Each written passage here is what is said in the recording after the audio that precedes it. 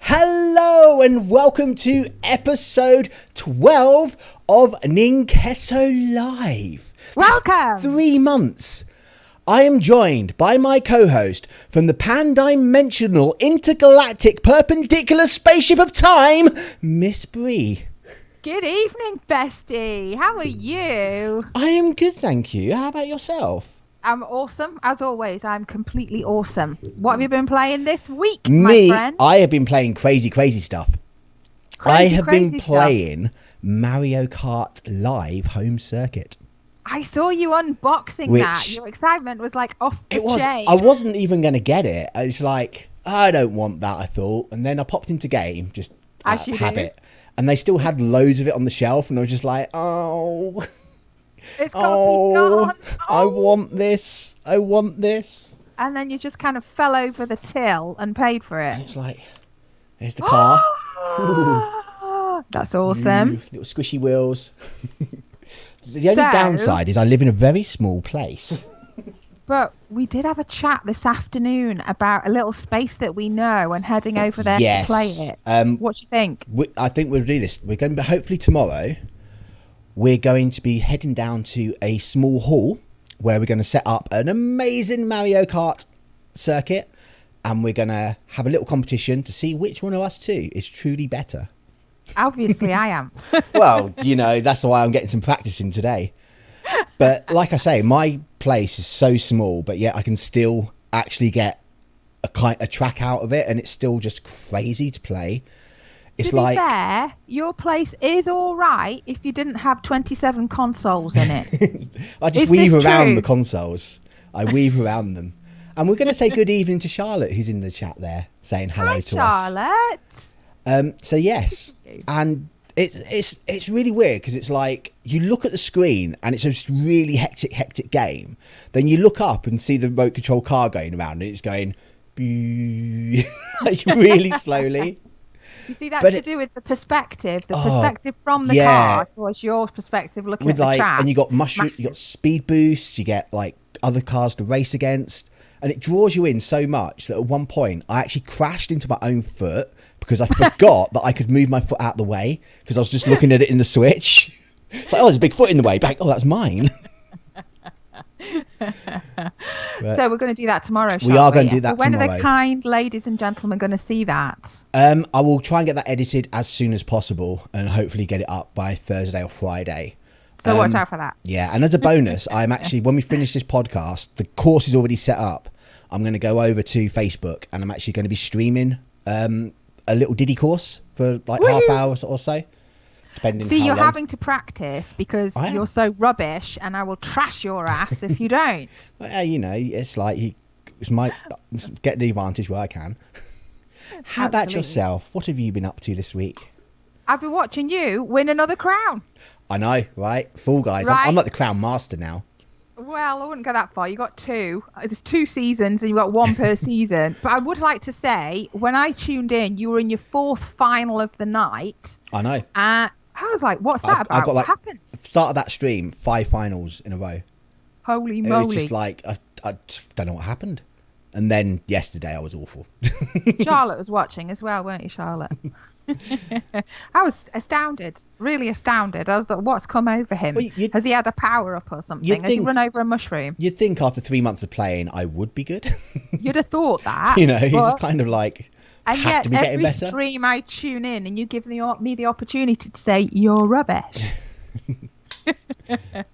Anyway, so to answer your question a little bit more succinctly, I've been on Skyrim again. So I've had some good times on Skyrim because I can turn into a werewolf. And you get werewolf perks if you rip people's hearts out and eat them. Which, you know, you're the sweet and fluffy one. I'm the extreme, violent, bloodthirsty one. You know. I just don't like having to run up to people and like try and rip them to shreds, especially when you first start as a werewolf. You just find like the silver hands just keep killing you. No, I keep killing them. But speaking... Anyway, so I am going to do the Warzone tutorial tomorrow afternoon, and hopefully we're going to stream on Thursday. All going well. My stream on Thursday will be Call of Duty Warzone, and I'll be doing duos with. So Charlotte, you can Sam then come over in there. and tell me I'm rubbish. I need to look that way because that's where you are on the screen. Her over there. Her over there. They've got like a new mode in there at the moment as well. It's a zombie night mode, like a zombie really? survival night mode. So I'll look into that, and maybe if like that's against computer people, we might do a little bit better. Yeah. Like warm up with zombies rather than just the people that have been playing it for like the past year or however long it's been out for. We're going to be dead really quickly, aren't we? Anyway, shall we get on with it? Yeah, why not? What's why the quick not? news this week, We got the quick Bestie? news, the kind of news that we don't really want to talk about, but we probably should mention. Ring Fit Adventure has now outsold Zelda Breath of the Wild's physical sales in Japan. I mean, that's crazy, really. It's an exercise game. Given that Breath of the Wild is so absolutely phenomenally huge. Doesn't count digital sales. Because obviously, right. I mean, Ring Fit, you need to buy it physically because you get the ring with it as well. I don't know how much you know about Ring Fit. I do know a little bit. Yeah, it's like an exercise game, and apparently it's quite a tough exercise game. I think this is all because of lockdown, because everybody's getting fat. I think so, but it's sold out for a while in Japan as well. It's actually really popular over there. Marvel's Avengers upgrade for the PS5 and Xbox Series X has been delayed until 2021. Now this is one I care about. I'm gutted because I'm a superhero. Yeah, but the game's like a bit meh. From what I've heard. Opinion. That's your opinion. That's your opinion. I've never played it. I'm just saying from what I've heard.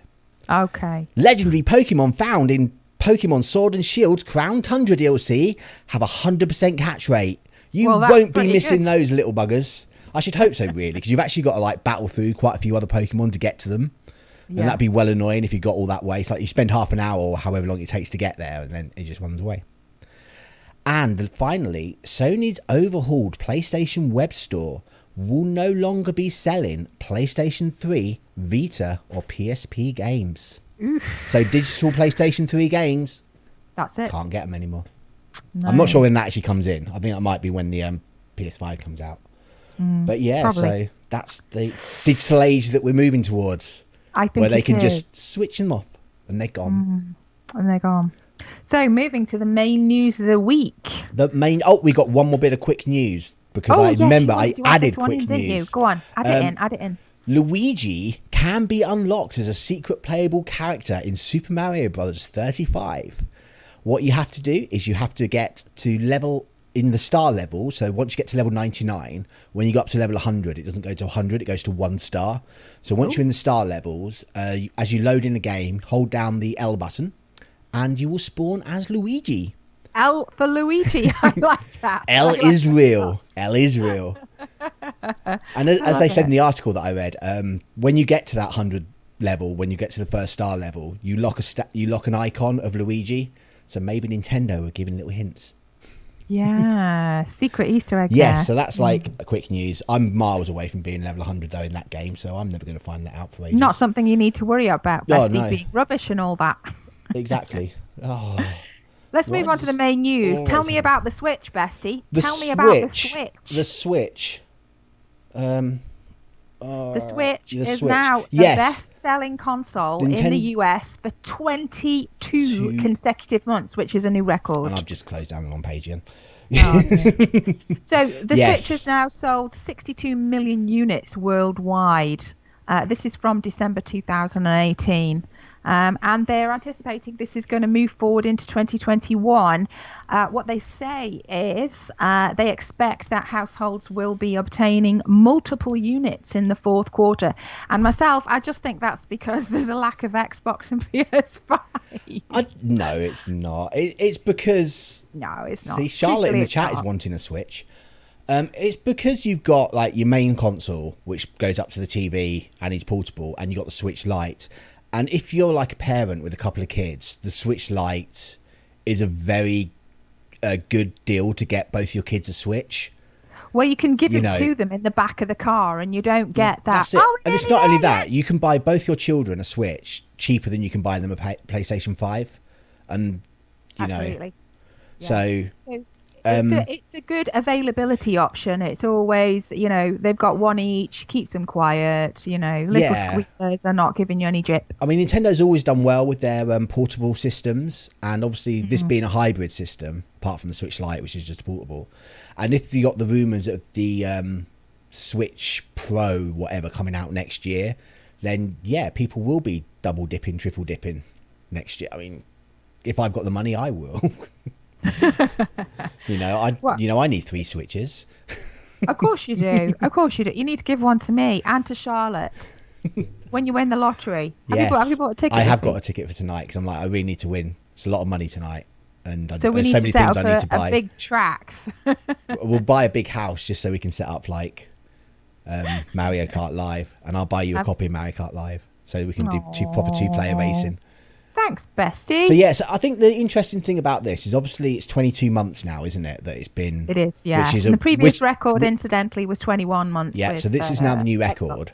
It's probably going to still be number 1 this month, definitely. But then you get the PlayStation 5 and Xbox Series X coming out next month. And I guess it really depends how many units they're selling, because all the units are gone. I've still got like a plan to try and get hold of one, but I don't know whether it will work.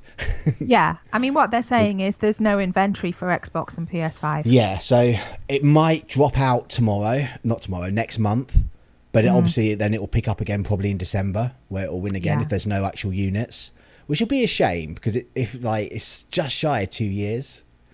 Shame. But then again, it's like it really depends how much inventory there is out for those 2 consoles to whether they can outsell the Switch in America. We'll agree. Yeah. So moving next, on. There was an interview with Phil Spencer. Yes. Of Microsoft. And what did he say, Best Day? Well, they asked him, is it possible to make back that $7.5 billion deal to buy Bethesda without releasing games on PlayStation 5? And Bill Spencer went, yes. Well, of course he did. He did. You know what? I think this was a no-brainer question, to be honest. Yeah. I mean, the reality is they will have crunched the numbers beforehand, and as he said himself, they don't need to ship to any other platform to make their investment back. They will recoup all of their money solely just through to Xbox. So I mean, I don't even understand why this question was asked, to be honest. I guess they have to ask it. I think people they have to ask. Well, obviously, when it first happened, everyone's like panicking. Oh, of course they'll be bringing Elder Scrolls and Starfield to the PS5. They'd be silly not to. They need to make all this money back. They'll make so much more money if they sell it on those platforms. But obviously, Microsoft has a lot of money, and it can afford to take time to get this investment back. They're not looking for a quick fix where we spent $7.5 billion, we need to make that back by the end of the year kind of thing. They can wait 10, 20 years. I say they'd look at 10, 20 years because let's be honest, Elder Scrolls 6 is not coming out in a hurry. We had a discussion about this afternoon, and we said it could be 2024 before Elder Scrolls 6 comes back online because Bethesda's got another game which they're releasing before that, and everything's been put back anyway due to COVID.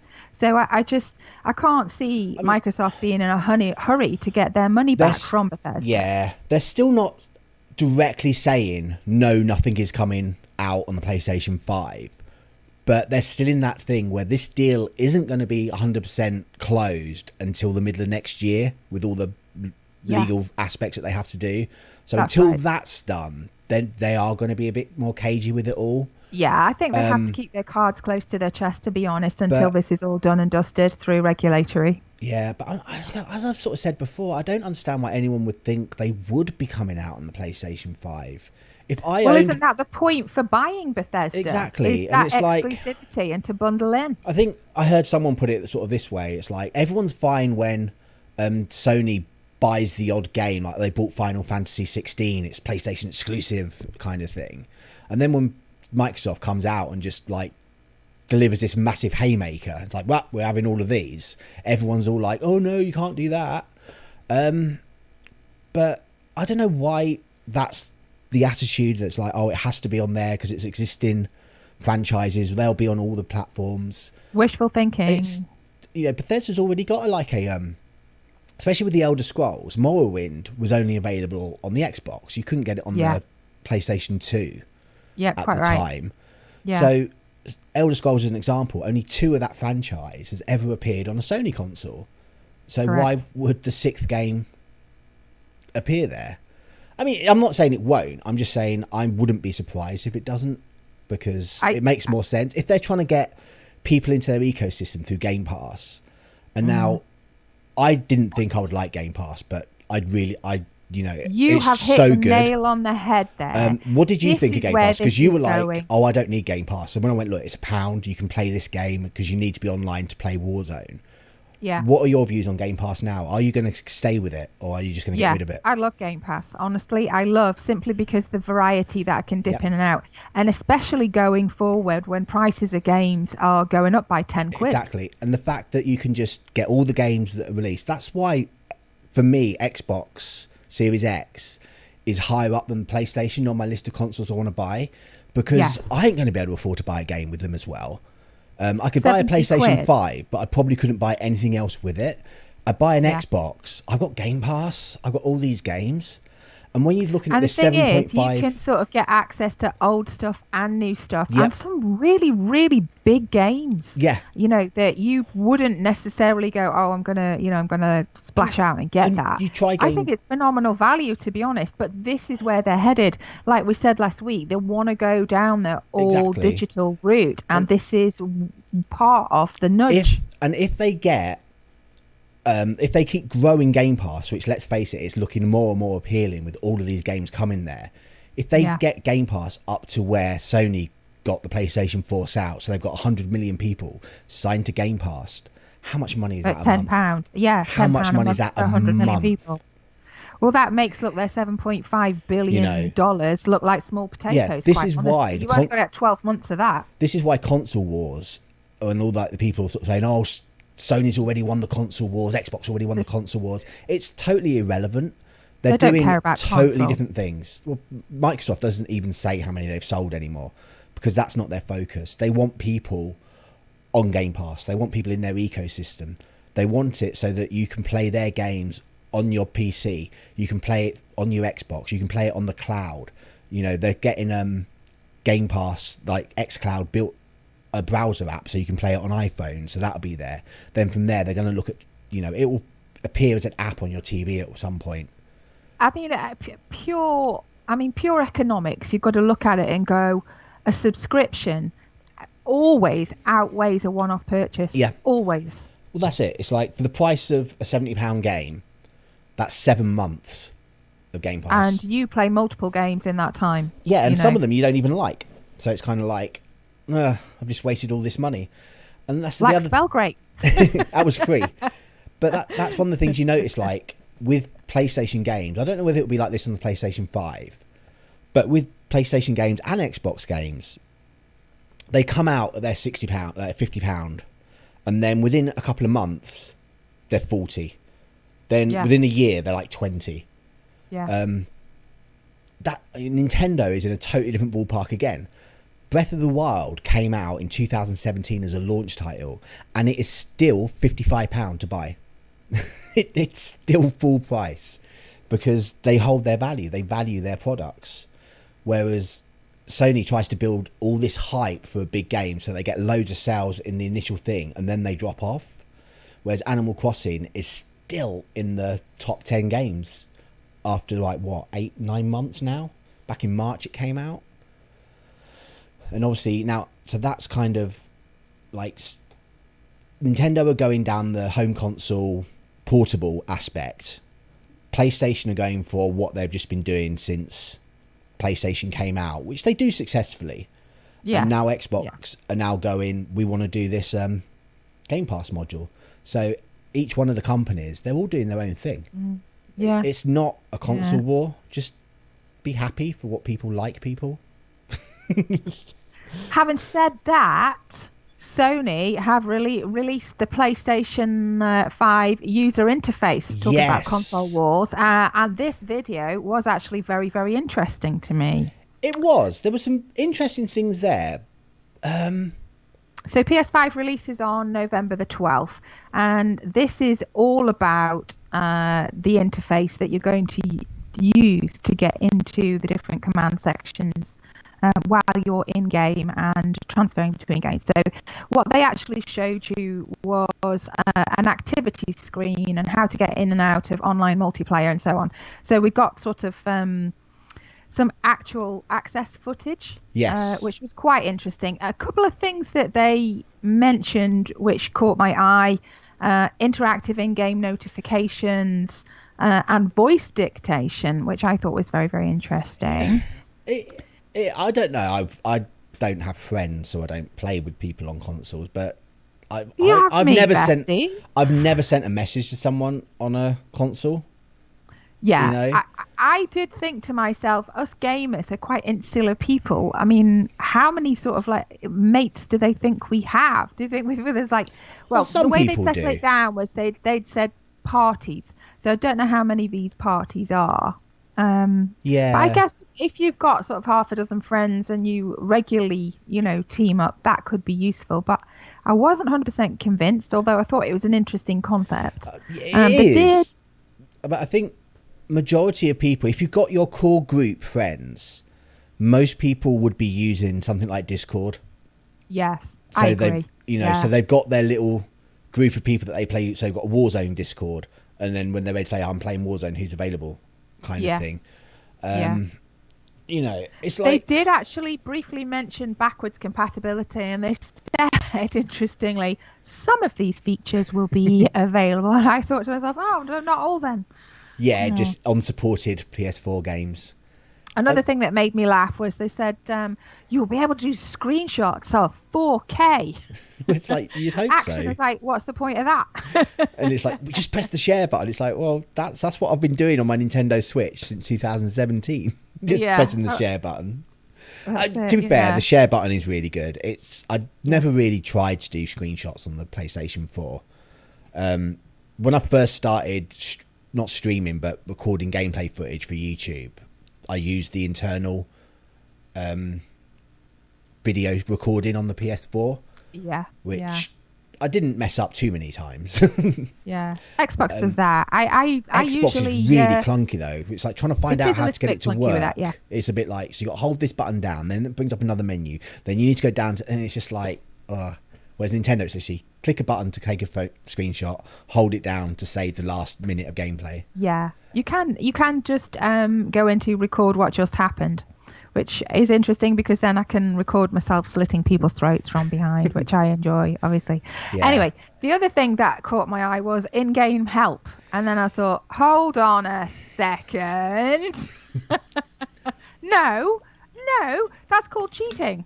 It's the developers need to actually include that function. Yeah. I think like games will probably start off with it, and then it will get less and less and less games using it, because if you are really, really stuck, and they're like, oh, well, you can have the screen on screen so you can see what it's doing, but I can have my phone next to me. I can just literally YouTube it. Yeah. Well, everybody does that anyway, don't they? They go and look for game guides by their favourite named person. And that's kind of the thing. It's like there's a lot of these features that we're showing, which were like, oh yeah, it's really interesting, it's really good. But you actually think, when you sit down and think about it, it's like, I ain't going to be using these. No. I just want to play the game. I mean, that's it, isn't it? I don't want to necessarily finish it as quickly as possible. Yeah. I want to have that game experience. It's nice when you come back up from rest mode, you're virtually there at the game. And I guess it's kind of, did you see the thing where it's like, it will tell you how much of this level you've done and how much time you've got left to roughly do it? That's right, how long? And I was like, well, you've not met me, have you? Because you could double that time. And me too, especially I'm not going to do this level in 10 minutes. I can just kind of wander around. That's kind of a bit like for trouble to get into. I mean, I know some people, they will. There is a website where people put their times in of how long it's taken to beat a game, and then it works out an average, like a completing 100% completion. Just because some people are like, don't have that much time, so they'll see how long it will take to beat a game before they buy it. Because if it's going to take them 100 hours, they're like, I can't do that. But if it's going to take them 10, 11, it's like, okay, I'll invest that. So I get some people out there might want that feature, but I can't see myself ever really caring about how long this level's got to be. Well, I just think to myself, if I'm going on to Skyrim, I'm not coming off till I absolutely have to sleep. So don't tell me. So you're normally in pain by the time you come off Skyrim, trying to hold your eyes open. It's just like, oh, why is it light outside? That's you. But how come I've been up all night gaming? Oh, yes, bestie. That would be you being nocturnal. It looked functional. I've got nothing against the UI. I don't think it was groundbreaking, I've got to be honest. One of the things that has come out, which I haven't put into these stories, but it was mentioned this week, is there's a little bit of controversy regarding UIs. The PlayStation 5 UI is all 4K, HDR supported on TVs. Yeah. But the Xbox Series X is only 1080p really? For the UI. Apparently, they've said it frees up space, which developers can use. I can see that. And people are like getting antsy about it, but it's kind of like, it's the menu. People get antsy about all sorts of things. It's the menu. This. People on the internet are very shirty. And I know from watching a podcast over the weekend, one of the guys on there actually has an Xbox Series X because he's been sent that one out early for testing. And in the embargo notes, he said it kind of says don't dwell on the UI as they are at the moment, kind of implying, not necessarily saying, but implying it might get updated.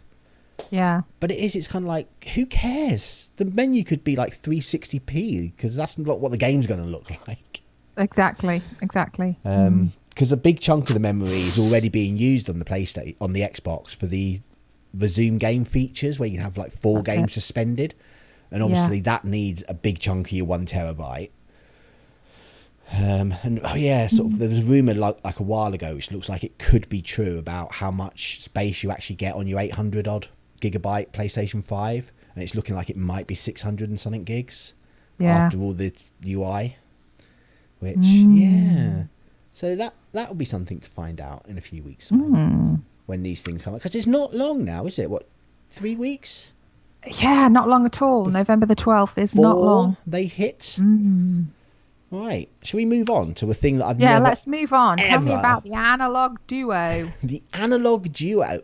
Analogue is releasing an Analogue Duo which will play every single TurboGrafx game, PC Engine, TurboGrafx, TurboGrafx CD, and more. Yeah. I don't think they were very big in the UK, the TurboGrafx. No, they weren't. I've never seen one in my life.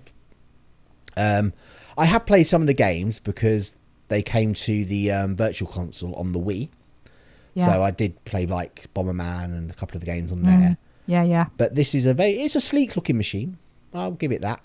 It does look smooth, and what's interesting about it is it's regionless and it has worldwide compatibility. Yeah, so things like CD-ROM 2, Super CD-ROM, Arcade CD-ROM, they're all compatible. Those games. It plays everything, and it plays the cards, so it what plays the this CDs. It contains a field programmable gate array chip, and what that means basically is it simulates the original hardware. So it just goes straight in rather than needing rather than what a lot of like these consoles will do is you'll put the disc or the game in and it will rip the ROM from it and then it runs it from the internals as an emulator. Whereas so it doesn't need an emulator basically. This is literally running as hardware, so it will treat the games exactly how the original systems did. I mean, they've released a Super NT, a Mega SG, which is the Super Nintendo, and a Mega Drive. I would love to get the Super Nintendo one, but it's just can't find it anywhere, and it's like £200 as well. Ouch. Just to play Super Nintendo games. Yeah, $199.99 is on this. And that's how much this is going to be. But again, it's kind of like, from all accounts, from everything I've watched about Analogue, they make very good products. They're very well made. For sure. They're very limited, the amount they make, which is the problem. So people are going to have trouble getting hold of these. And then it will kind of be realistically how much it will be for when the scalpers start. selling. Yeah. But all what they're that also scalping. making, I don't know if you noticed this bit as well, is the cards that slot into the machine. They're making the Yes. adapter for the analog pocket, so you can play those Yeah. cards on the analog pocket as well. Looks Which, good. again, is already sold out. Oh well. Yeah, it's kind of one of those things. It's like, if you're a collector, because let's also not forget, you need the games to play on it. It's at some point, there might be like an EverDrive cartridge or something where you can put all the ROMs on and play the games, but Yeah. you still need to own all the games as well. So if you've already got a big collection of TurboGrafx games, then I guess this is a really good option. But I think if you're just thinking about getting into the whole thing, just get a second-hand TurboGrafx and find a better way of getting it through a HDMI thing. Yeah. Get a retro tink like I've got, which basically lets you plug either S-Video, composite into it, and then that converts it and comes out as HDMI. So I can play my older consoles on my HDMI TV. Obviously, it's not as clean. And you've got 27 consoles, so I think you've got enough to choose from. I have. You have. Leave me alone. All right, let's move on. Let's move on. Now, here's the thing, right? About 6 or 7 weeks ago, I think it was around about episode 4-ish time, we reported on a story about EA Sports I think it was that and long their ago. release of UFC 4 It's only about 4 and the weeks ago. huge backlash that they faced for that. And you'd have thought lessons would have been learned, but apparently not. Well, 2K are another company that likes the Mahoney. They do like They Mahoney. do like Mahoney. I mean, to be fair to them, I'm not as adverse to this because EA decided to slap a big advert over the replays, didn't they? What 2K have done is they put an unskippable advertisement during the loading screen. So this is on NBA 2K21. Yes. Okay, which is a game that's just been released, obviously. But sneakily, they've done it after the official launch and after... It's to get away from those reviews, isn't it? So that's a little bit... This is EA Sports is all over again. 2K are very much like them. Launch, yeah. And after all the reviews have been released. And then, as you say, what they've done is they've attached this unskippable video to... unskippable advert to a pre-game video that loads up. So it's big and it's unskippable and... Okay, it's probably slightly better than EA Sports, but not much. Yeah, I mean, so this is added a month after launch. If it was there from the start, if the video was as long as the loading screen, because I'm going to touch upon that even more. Yeah. I wouldn't have a problem with it. One, it's unskippable. Maybe if it was unskippable once, people wouldn't have so much of a problem. Like the second time you could skip it. But this game is coming out on the next gen consoles, and what do they have? Oh, SSDs that are super fast. But now you're still going to have to sit through this video, even though your game would load like that. Yeah. So at the moment, this is on PS4, Xbox One, and the PC version. So it's on all of those versions. But it even this, says even a PC NBA. running from an SSD, you still have to sit there and watch this whole you video gotta during watch the loading. it. So the loading screen is being manually extended just so you can watch this advert. And it's not like it's a budget game either. It's a full price game. I have seen some tweets about this, which we can't repeat on being a family program. This is true. Honestly, people are enraged by this. I'm not defending them in any way, but what is worse, them adding in an advert? And bear in mind, I think it would have been better if it had been there so people knew from the start, or excessive microtransactions. Because from a business point of view, I get they want to make money. I get they need to make as much money from these games as physically possible, because it can't be cheap buying the license to the NBA all the time. Of course not. So they want to make the money. I think what has compounded this is the fact that they've waited a month after launch to get around. That's the what reviews. I'm saying is the bad bit. If they'd come out openly at first so people knew, do you think it would have been as much of an issue? And what your three alternatives are really going to be the price of the game goes up even more. It's filled with microtransactions, or they start putting adverts in. I mean, neither of those situations are great, but Yeah, I think the fact it's inserted after and it's unskippable. Yeah. So, it's like, how many times are you going to sit through that? Yeah, I mean, come on, so tedious. exactly. So Yeah. companies need to behave themselves. Yes, Need to think of better ways of making money. need to figure out better ways of getting a backlash, because this one. Maybe here's a wild thing.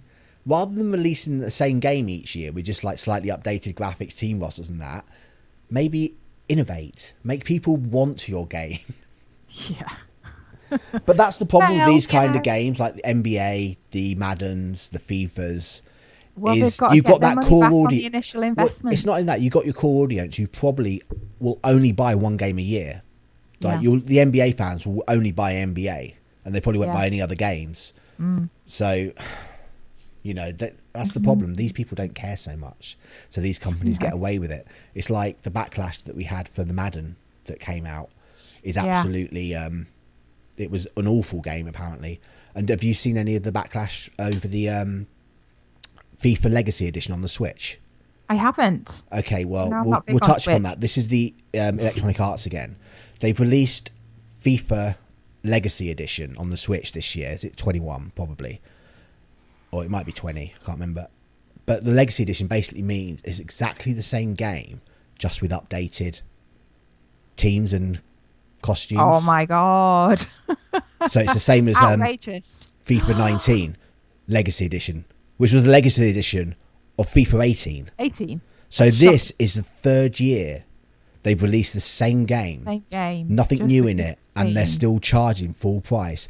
And what is even worse is FIFA 18 and FIFA 19 have been removed from the Nintendo Switch digital shop. So the only way you can only buy the newest one at full price. That's shameless, isn't it? That's absolutely shameless. Yeah, the reviews of it, it's like IGN did a review, and they basically said, well, seeing as EA have just copied and pasted the game, we're literally just copy and pasting the review from last year, and we're knocking off 50% of the score. Nintendo Life literally gave it a 2 and said, do not buy this game at all. Just don't buy it. Don't show them they can't do this. Outrageous. Yeah, and I don't know why. Like EA seems to have this really big issue with the Switch. They just released like half-hearted stuff on it. So that's sports games for you. So bestie, yes, when you're streaming, yeah, you have a special guest appearance from time to time. Very rarely these days. On rare occasions, and it's who I originally gave the moniker to of Jelly Belly Kelly. Jelly Belly Kelly. Yes, my little cat girl. It is, and our next story is kind of connected to that, isn't it? It is. I just need to find it again because I closed down the page for some bizarre reason. So we're going back to Mario Kart Live home circuit. And why are we going back to that, bestie? Because apparently cats do not like Mario Kart Live circuit that much. Probably because they think it's some kind of strange hybrid mouse that they're unable to catch. So it turns out all sorts of people all over the interwebs are posting up footage of their cats being completely unimpressed by their Mario Kart Live home circuit. Kelly has had an encounter with my Mario Kart. Has she now? She has, because I was driving it in around the living room, and I decided to drive, see how far down the hallway I could get, and unfortunately Kelly was in the hallway. Oh dear. And yeah, she didn't like it at all. No. She just ran away from it. It was like, what's that? And when I was playing she runs away from when I was playing everything, it the other shouting, night, she sat up on the sofa with me watching it. But yeah, there's a picture of a cat looking very, very horrified that there's a Mario Kart coming towards her. And it's just like, cats are not happy. These cats are like, we'll kill you. What are you doing? Cats all over the world, not impressed. This cat is just attacking it. It's like, I'm going to kill you, you little thing. So the cats are kind of like a new obstacle in the game. So not only is the game hard enough, you now have to worry about cats and dogs. Of course you do. But yeah, it's just like, I think these are my favourite things. Oh, I need to mute this. No, there's no option to mute that. That's rubbish. Okay. Well, yeah, this entertains me vastly because it's two of my favourite things: games and cats. Yeah, it's just videos of cats looking at Mario Kart. There's the cat just walking after it, like, what is this? What is this? What is this? But that's Holy the thing. moly. It's like these cars don't actually go that fast, so cats aren't like freaking out and just running away because they've got like a car hurtling at them at full pelt. They're literally going across the floor. So the cats are like, what? You're annoying. I don't know what this is. But yeah, so we'll see if Kelly comes to visit in my stream once. I would this love is that. Over. But I wish I still had Judy. Yeah, that would be great. He'd have been funny with these things. Yeah, He wouldn't have cared. He would have just lied there and let it whack into him. Like, what? What are you doing? Get off. Yeah, don't care. You know what, Bestie? I think that's all the news for today. It is. It's been quite a quiet week. It or at least has. quiet. Where can they find quiet in the way you? of me caring. You can find me on. Let me go back over here. You can find me on Twitter, Kesso_Cheeselets. You can find me on Facebook, ElGranKesso74. And you can find me on Twitch at Ninqueso. You can also get me on Twitter on Ninqueso as well. How about you? Well, you can find me on Twitter at gamergirl_Miss Bree. That's GMRGRL_MISSBRIE. Come and shout at me, and I always shout back because I'm quite nice like that. And that's everything, is it? It is. Okay, so it's time for the outro. Outro. Okay. Will Microsoft be mean and keep all those juicy games for themselves? Will cats and Mario Kart ever truly be friends? Find out the answers to these questions. Same cheesy time, same cheesy channel. Actual stories may vary. Thanks, Bestie. Say good night, Bestie. Night, bestie.